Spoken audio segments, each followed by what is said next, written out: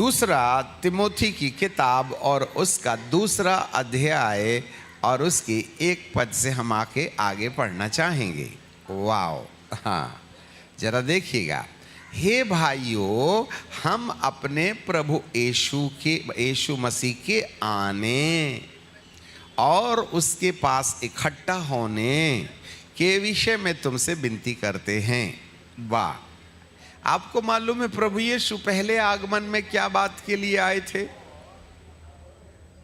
प्रभु यीशु का पहले आगमन में आना इस बात के लिए था कि वह आपको धर्मी बनाकर आपके और मेरे जीवन को इस धरती को आग में जलाने से पहले दोबारा आगमन के समय महिमा की देह, दूसरा थिस्सलुनीकियों की किताब और उसका दूसरा अध्याय और उसका पहला पद नोट कर लो और हमको देखो, घर में जाके पढ़ते रहना। हम जो पढ़ रहे हैं बिल्कुल सही पढ़ रहे हैं, आप ना पढ़ो हम ही पढ़ देते हैं, पर आपकी नज़र हमारे तरफ रहे, क्योंकि यदि आपने बाइबल ही खोलते रहे तो हमारे कई लाइन जो हैं, शब्द की कई लाइनें आपके सिर के ऊपर से चली जाएंगी। तुरंत लिख लो और हमारी तरफ ताकते रहो। राइट, ये तरीका होता है क्योंकि हमारी बात बड़ी अनुभवपूर्ण है और वज़नदार है, इसलिए आपको हमारे तरफ ध्यान देना है। हे भाइयों, देखो इधर हमारे तरफ, हे भाइयों, हाँ नहीं, हे भाइयों, हम अपने प्रभु यीशु के आने और उसके पास इकट्ठा होने के विषय तुमसे विनती करते हैं। कहाँ इकट्ठा होंगे? हाँ, यही तो बात है। और इसी बात पर हम शिक्षा में, संपूर्ण धरती में इसी बात की जो शिक्षा है उसमें कमी पाई जाती है। ओके, मैं आपके लिए पढ़ना चाहेंगे, इसको बंद मत करो, यहीं रखना, उंगली रख लो। अब एक पन्ना पहले पलटा लो, पहला थिस्सलुनीकियों की किताब और उसका 4था अध्याय और उसका 16 पद जरा देखिएगा। यहाँ क्या लिखा है? ऐसे लिखा है कि क्योंकि प्रभु आप ही स्वर्ग से उतरेगा और उस समय नंबर 1 ललकार, नंबर 2 प्रधान दूत का शब्द सुनाई देगा और नंबर 3 परमेश्वर की तुरही फूंकी जाएगी और जो मसीह में मरे हैं वे पहले जी उठेंगे। हमारे पीछे बोलिए, जो मसीह में मरे हैं वे पहले जी उठेंगे। जी उठना। ओके, धरती में इकलौती किताब है जिसमें मुर्दों को जिंदा करने की, जीवित होने की या महिमा की देह पहनने की कहानी लिखी हुई है। तब हम जो जीवित और बचे हुए होंगे उसके साथ बादलों में उठाए जाएंगे। रहने दो, बादलों में उठाए जाएंगे।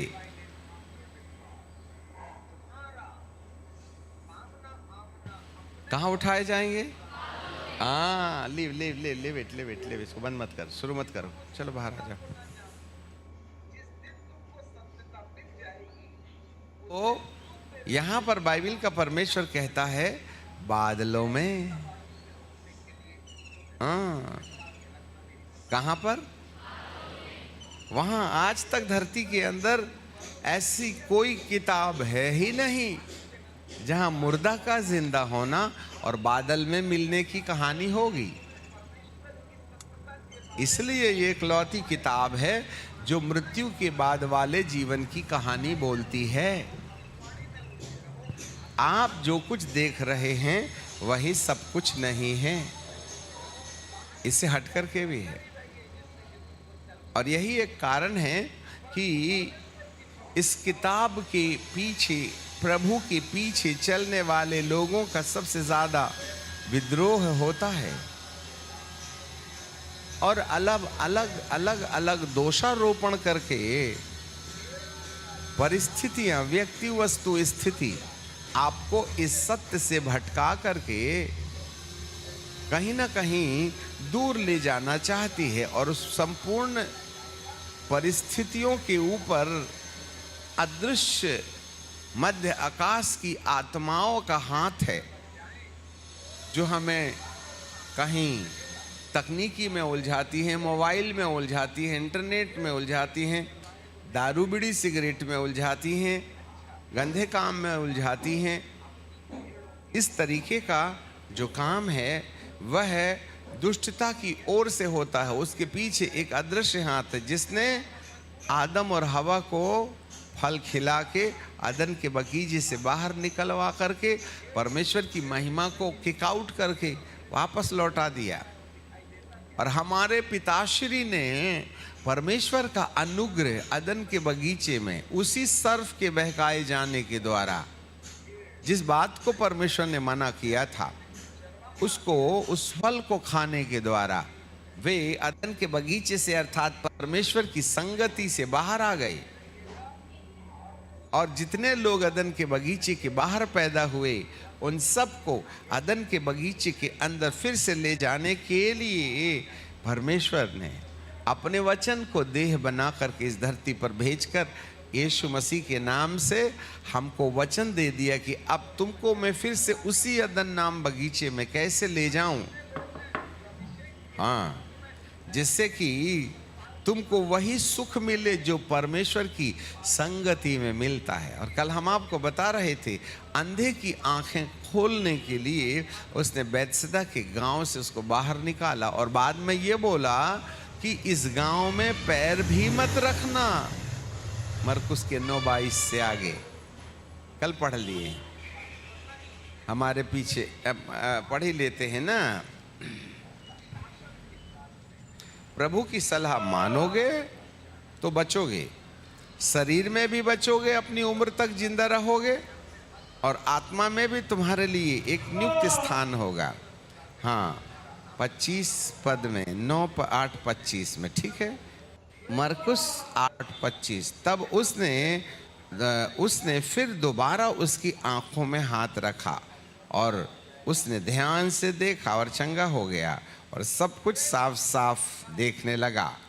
26 पद हमारे पीछे बोलिए। और यीशु ने उस अंधे से कहा,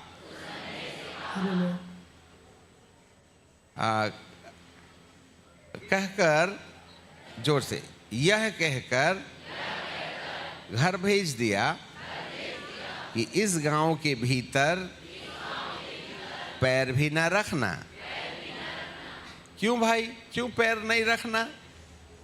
यहाँ गोबर है क्या? नहीं, गोबर नहीं है। अदृश्य आत्माओं ने इस नगर के अंदर अपना निवास बना रखा है, इसलिए इस नगर के अंदर नहीं जाना। नहीं, ये दुष्ट आत्माएं फिर तेरे आंखों में बैठ जाएंगी और तुझको अंधा बना देंगी। हाँ, नहीं जाना। जिस पाप की नगरी से तुमको निकाला जा रहा है 2 दिनों से, आज तीसरा दिन है, उस नगरी में दोबारा नहीं जाना। हाँ, एक बार की बात है, उड़ीसा में, उड़ीसा से कोई आए हैं? हाथ उठाएं। हाँ, ठीक है। जब हम उड़ीसा में थे तो ऐसे ही एक बड़े अच्छे मैदान में सभा चल रही थी। सुनो, इधर सभा चल रही थी, तो सभा जब समाप्त हो गई, तब जो बड़ा वाला जनरेटर है वो बंद कर दिए, तो बड़े बड़े फ्लड लाइट्स जो थे वो ख़त्म हो गए। छोटा वाला जनरेटर में टेंट के अंदर में कुछ लाइट जल रहे थे और लोग जा रहे थे। तो अंधेरे में किसी ने देखा नहीं। एक पादरी साहब भी वहाँ थे, और इतनी में एक बिटिया का पास में घंटी बजी, टुर्रिंग टुर्रिंग टुर्रिंग। तो उसने बोला हेलो, तो उसके बॉयफ्रेंड का फ़ोन था एक्चुअली, ठीक है। वो इंतज़ार कर रहा होगा बेचारा, मीटिंग ख़त्म हो गई, अब तेरे को मोटरसाइकिल में ले जाऊंगा, अब रात को क्या करेगा क्या नहीं करेगा मैं क्या बताऊं, ठीक है ना। तो उसने वहाँ ट्रिंग ट्रिंग ट्रिंग, हाँ कौन, ए अच्छा, तो वो क्या बोलती है लड़की बिटिया ना, ए आज के बाद मेरा तेरा संबंध खत्म, मैं चली जाऊंगी, तू मेरे लिए इंतजार मत कर। और सुन, मेरा नंबर आज ही डिलीट कर दे तू, और मेरा सपना देखना बंद कर। और अब तू मेरी गली में दोबारा आया तो तेरा नक्शा बिगाड़ दूंगी। अच्छा, सामने वाली भी तेज थी, ठीक है। सुना नहीं तूने? परमेश्वर का वचन क्या बोलता है? ये लड़का लड़की शादी के पहले नहीं चलेगा। हमको नहीं मालूम था बोल के हमने कर लिए, अब हम नहीं करेंगे, याद रखना। आइंदा मेरी गली में फटकना नहीं, ने सबक सिखा दूंगी। वो पादरी साहब पीछे थे, सुन रहे थे। जब हम खाना खाने के लिए बैठे तब उन्होंने कहा, पास्टर जी आपने तो कमाल कर दिया। क्या कर दिया? बोले गर्लफ्रेंड छुड़वा दिया। तब इतनी शांति मिली, इतनी शांति मिली। हे पिता, 2 घंटे से इनका माथा खा रहे थे ना, कम से कम एक बिटिया का तो अपन ने खेल कर दिए, इसका तो कम से कम टिकट में नंबर लग ही जाएगा। अब यदि वो कंटिन्यू ऐसा रहे तो स्वर्ग के राज्य की निवासी होना तय है। हालेलुया। यदि ऐसे ठोस निश्चय के साथ में हमारे जवान युवा युवती बदलने की कसम खा लें, तो अंधेरे को यीशु ने जिस नगर से खींच के निकाला, और क्या बोला कि इस गांव में पैर भी नहीं रखना। तो मान के चलो कि आपका यहाँ आना, आपने फीस नहीं भी दिया तो पटेगा, कम से कम ऊपर का तो रिजर्वेशन तुम्हारा हो जाएगा। इसलिए हम आप में से किसी को नहीं भगाएंगे। हो सकता है आपके प्राणों की रक्षा हो जावे। हमारी डांट फटकार, प्रभु के भक्तों का देर तक प्रार्थना करना आपकी जिंदगी को नई दिशा दे जाए। इसमें हम प्रभु के हथियार बन के आपके भले की बात कर रहे हैं।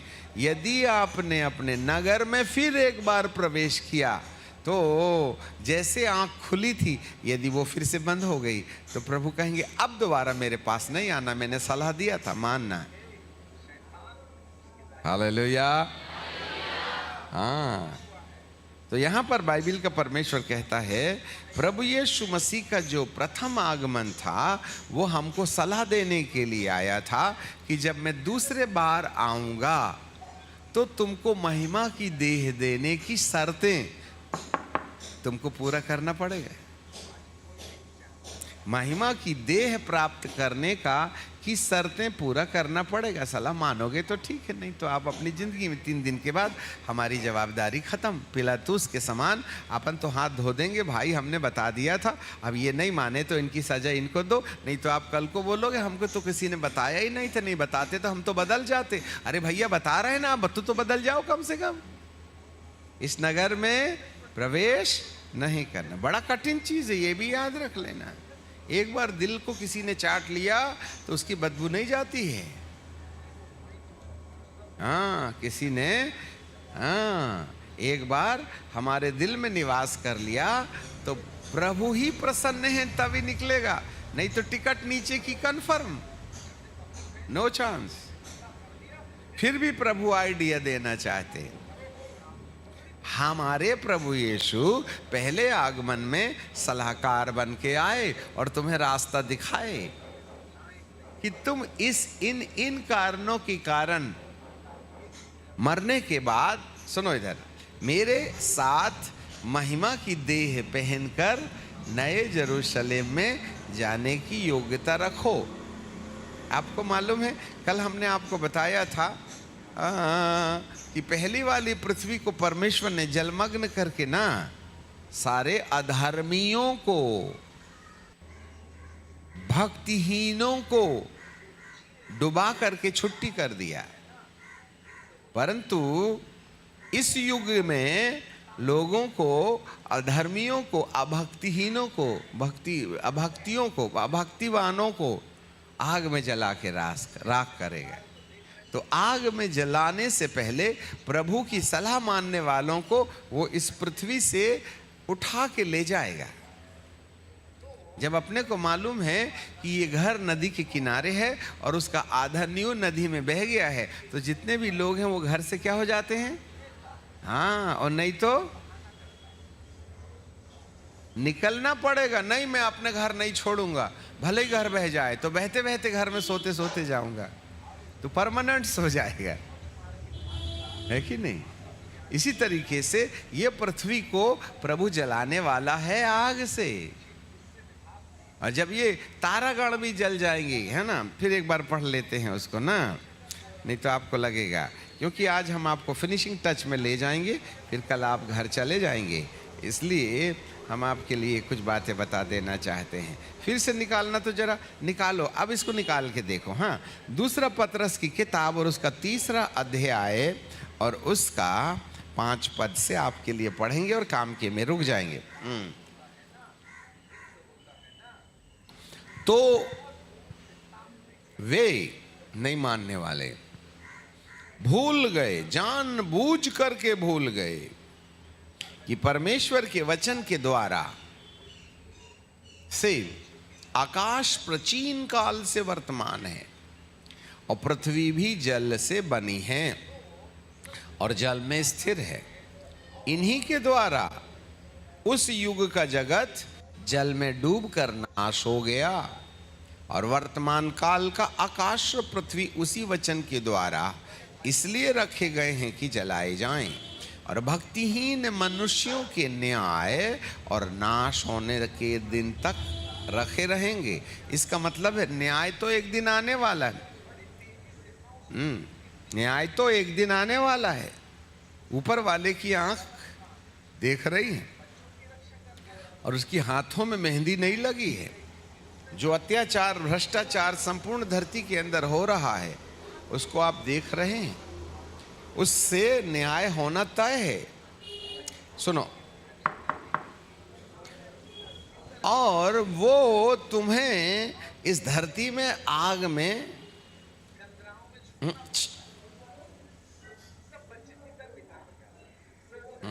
पिक्चर थोड़ी देख रहे हो आप, आग में जलाने के लिए रखा है। चर्च की, परमेश्वर के भवन की सभ्यता होनी चाहिए। यहाँ परमेश्वर के भय में बैठे हो, आपको मालूम है प्रभु के दास के साथ 2 आग से बने हुए स्वर्गदूत यहाँ खड़े हैं और एक पंख वाला, एक इधर और एक इधर, 4, और 3 बिना पंख वाले स्वर्गदूत उस तरफ और 3 बिना पंख वाले स्वर्गदूत इस तरफ, 6 और 4 10, और 6 पंख वाला 2 स्वर्गदूत पीछे, 12, और उसके पीछे एलिया बाबा और मूसा बाबा, 14, और जो ऊपर है ये जो शेर दिख रहा है ना, ऐसा यहूदा का सिंह, लॉयन ऑफ जूडा, 15 लोगों की टीम है यहाँ। इसलिए हम यहाँ चढ़ने नहीं देते किसी को, ये वाले एरिया में कोई नहीं चढ़ना। और यहाँ बबर शेर तुम्हारी फोटो खींच रहा है और तुम दायां बायां देखिएगा तो उसके कैमरे में एक बार आ गए और यदि सलाह नहीं माने तो जैसे आदम और हवा को उसने निकाल दिया, बिल्कुल दया नहीं किया, और मूसा को पहाड़ में ले जा करके ऐसी जगह गाड़ दिया कि शैतान को भी पता नहीं तो हम कहां से बता दें। एक गलती किया था उसने, हाँ, इसलिए सावधान रहे ना। आपको मालूम हो, एक संदेश के लिए हम दुबई गए थे और एक संदेश दे के लौट आए। एक संदेश देने के लिए जर्मनी और एक संदेश देने के लिए फ्रांस, 7 दिन खर्च हुए थे, 3 लाख खर्चा हुए थे हमारे। याद रखना, 2 मैसेजेस। और जो संदेश आज आप सुन रहे हैं उसको कचरा नहीं समझना, बहुत कीमती है। इसलिए जो समय प्रभु ने आपको दे दिया है उसका सदुपयोग कर ले।